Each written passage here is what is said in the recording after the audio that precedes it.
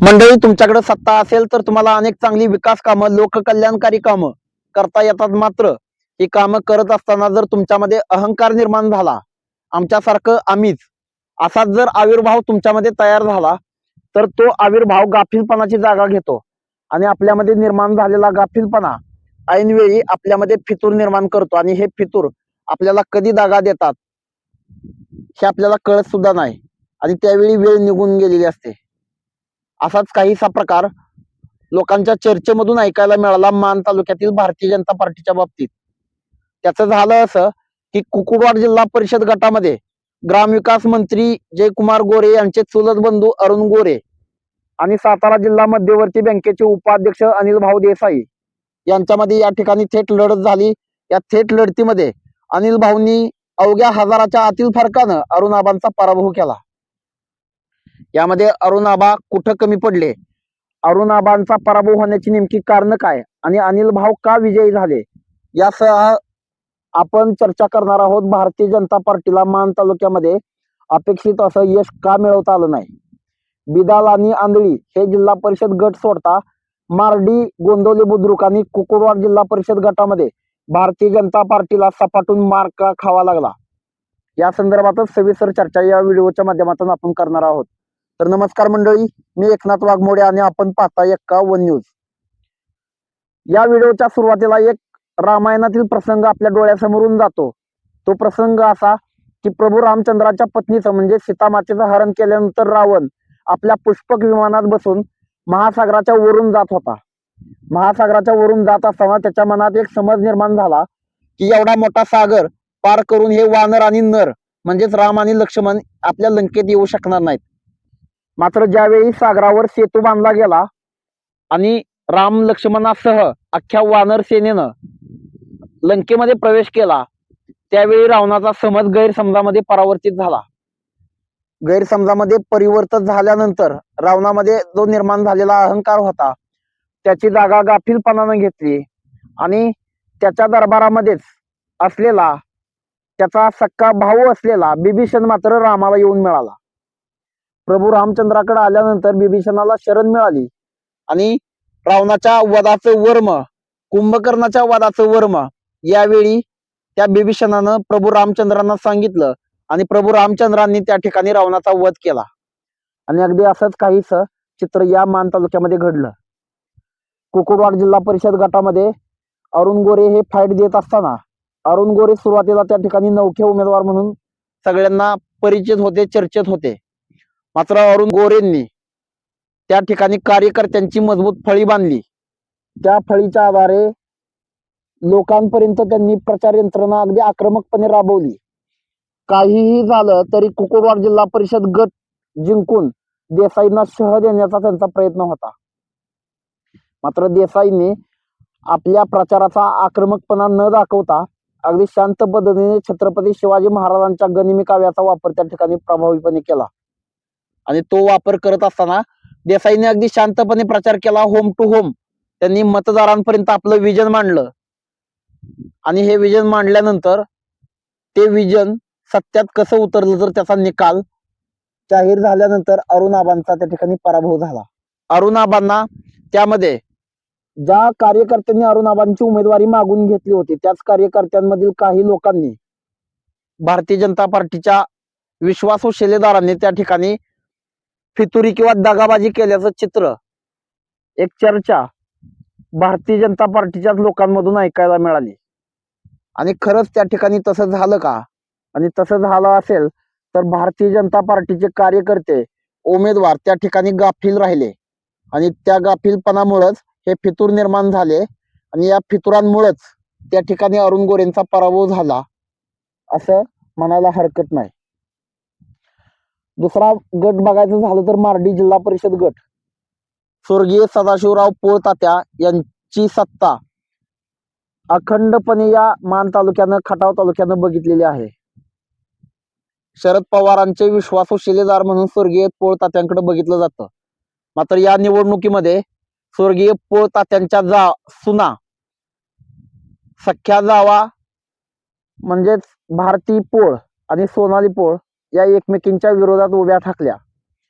यावेळी पोळ तात्यांच्या विचारांचा वारसा आणि दुसरीकडे ग्रामविकास मंत्री जयकुमार गोरेंच्या विकासाचा वारसा यामध्ये या ठिकाणी लढत झाली. मात्र ही लढत जिंकली मनोज पोळ यांच्या पत्नी सोनाली पोळ यांनी. या ठिकाणी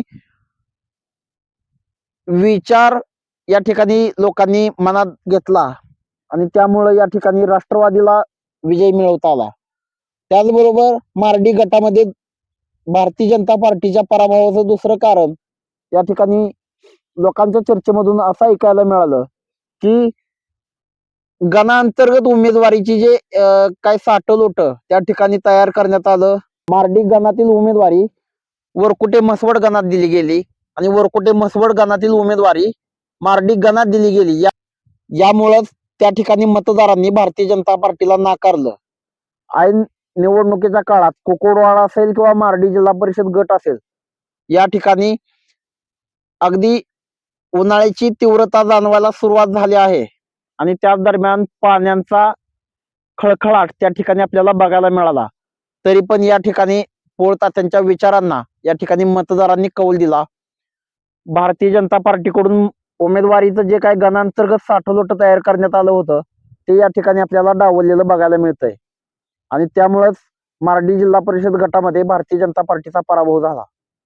यानंतरचा गट आहे गोंदवले बुद्रुक जिल्हा परिषद गट. या गटामध्ये डॉक्टर राजेंद्र खाडे हे पळशी गणातून विजयी झाले. मात्र गोंदवले बुद्रुक गण आणि गोंदवले बुद्रुक जिल्हा परिषद गट या ठिकाणी भारतीय जनता पार्टीला सपाटून मार खावा लागला. आणि हा मार का खावा लागला तर त्याची काही कारण लोकांच्या चर्चेमधूनच आपल्याला ऐकायला मिळाली.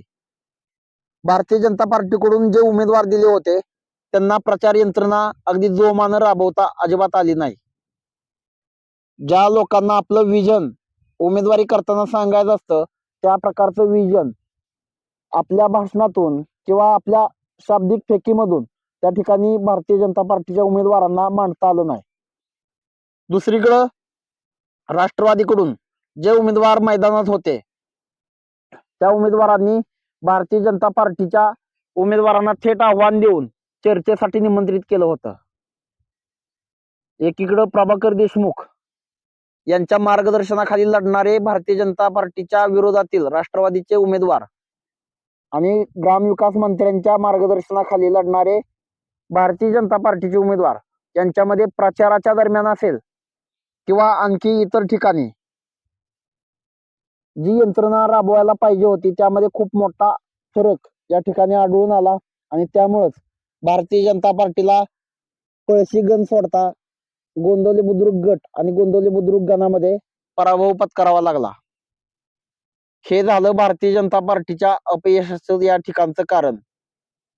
आता चर्चा करणार आहोत भारतीय जनता पार्टीला ज्या ठिकाणी भरपूर प्रमाणात मोठ्या मताधिक्याने यश मिळालं त्या आंधळी आणि जिल्हा परिषद बिदाल गटाची चर्चा. बिदाल जिल्हा परिषद गट हा पहिल्यापासूनच ग्रामविकास मंत्री जयकुमार गोरेंचा बालेकिल्ला.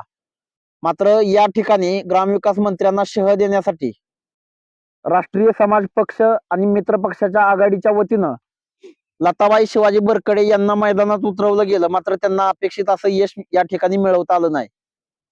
ग्रामविकास मंत्र्यांच्या विचारांना या ठिकाणी बिदाल गटानं परत एकदा साथ दिली आणि ग्रामविकास मंत्र्यांच्या उमेदवाराचा म्हणजेच अलका बाळकृष्ण जगदाळे यांचा या ठिकाणी मोठ्या मताधिक्यानं विजय झाला. त्याचबरोबर बिदाल गण आणि वावरेरे गणामध्ये देखील ग्रामविकास मंत्री जयभाऊंच्याच विचाराला या ठिकाणी मतदारांनी पसंती दिली. आता चर्चा करूया संपूर्ण राज्यामध्ये चर्चा झालेल्या आंधळी जिल्हा परिषद गटाची. ग्रामविकास मंत्री जयकुमार गोरे यांचे धाकटे बंधू शेखरभाऊ गोरे यांनी त्या ठिकाणी अगदी कुकुडवाड जिल्हा परिषद गटामध्ये जशी यंत्रणा अनिल देसाईंनी राबवली त्याचप्रमाणे आंधळी जिल्हा परिषद गटामध्येही यंत्रणा शेखर गोरेंनी राबवली आणि शेखर गोरेंनी त्या ठिकाणी यंत्रणा राबवत असताना होम टू होम प्रचार केला. कुठेही प्रचाराचा मोठा गाजावाजा न करता त्यांनी मतदारांच्या गाठी भेटी घेतल्या, त्यांच्या अडचणी सोडवण्याचं आश्वासन आणि आपलं विजन त्यांच्यापर्यंत पोहोचवलं आणि त्यामुळंच ग्रामविकास मंत्र्यांच्या बंधूला या आंधळी जिल्हा परिषद गटामध्ये मोठा फायदा झाला. शेखर भाऊंच्या पत्नी सोनल गोरे या त्या ठिकाणी 18,000च्या वरच्या मताधिक्यानं त्या ठिकाणी विजयी झाल्या. राज्यामध्ये दुसरं तर सातारा जिल्ह्यामध्ये हे पहिल्या क्रमांकाचं मताधिक्य ठरलं. एकूणच जर या ठिकाणी आपण चर्चा बघितली तर ग्रामविकास मंत्री जयकुमार गोरे यांच्या कार्यकर्त्यांचा गाफीलपणा या ठिकाणी त्यांना नडल्याचं जे चित्र आहे ते या ठिकाणी आपल्याला बघायला मिळतंय.